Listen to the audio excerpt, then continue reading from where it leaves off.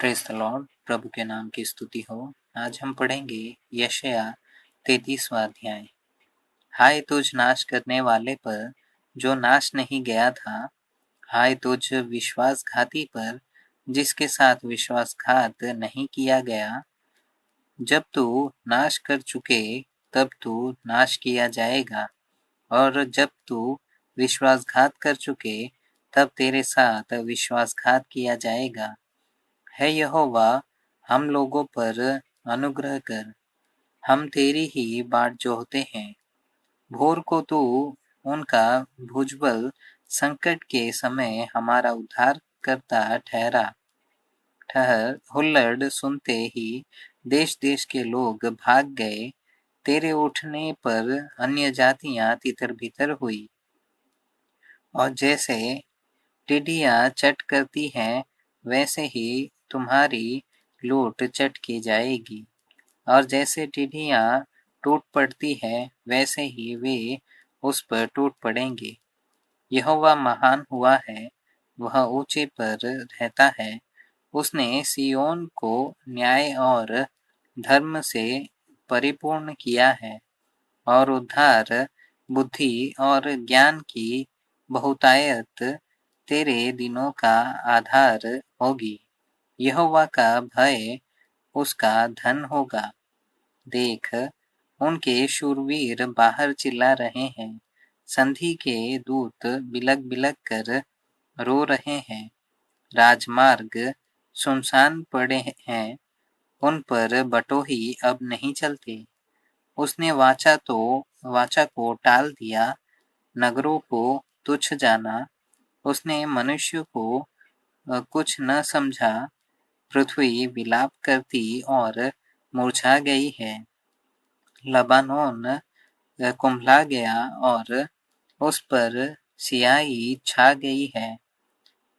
Sharon मरुभूमि के समान हो गया। बाशान और करमेल में पतझड़ हो रहा है। यहोवा कहता है, अब मैं उठूंगा, मैं अपना प्रताप दिखाऊंगा। अब मैं महान ठहरूंगा। तुम में सूखी घास का गर्भ रहेगा, तुम में से भूसी उत्पन्न होगी। तुम्हारी सांस आग है जो तुम्हें भस्म करेगी। देश देश के लोग फूके हुए चूने के समान हो जाएंगे, और कटे हुए कटीले पहाड़ों की नाई आग में जलाए जाएंगे। है दूर दूर के लोगों, सुनो कि मैंने क्या किया है, और तुम भी जो निकट हो मेरा पराक्रम जान लो। सियोन के प्रतापी थरथरा गए हैं, भक्तिहीनों को कंपकपी लगी है। हम में से कौन प्रचंड आग में रह सकता? हम में से कौन उस आग में बना रह सकता है जो कभी नहीं बुझेगी? जो धर्म से चलता और सीधी बातें बोलता, जो अंधेर के लाभ से घृणा करता, जो घूस नहीं लेता, जो खून की बात सुनने से कान बंद करता और बुराई देखने से आंख मूंद लेता है, वही ऊंचे स्थानों में निवास करेगा। वह चट्टानों के गढ़ों में शरण लिए हुए रहेगा। उसको रोटी मिलेगी और पानी की घटी कभी न होगी।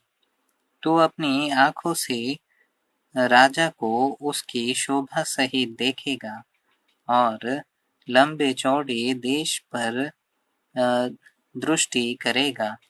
तू भय के दिनों को स्मरण करेगा। लेखा लेने वाला और कर तौल कर लेने वाला कहाँ रहा?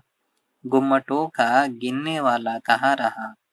जिनकी कठिन भाषा तू नहीं समझता, और जिनकी लड़बड़ाती जीभ की बात तू नहीं बूझ सकता, उन निर्दय लोगों को तू फिर न देखेगा।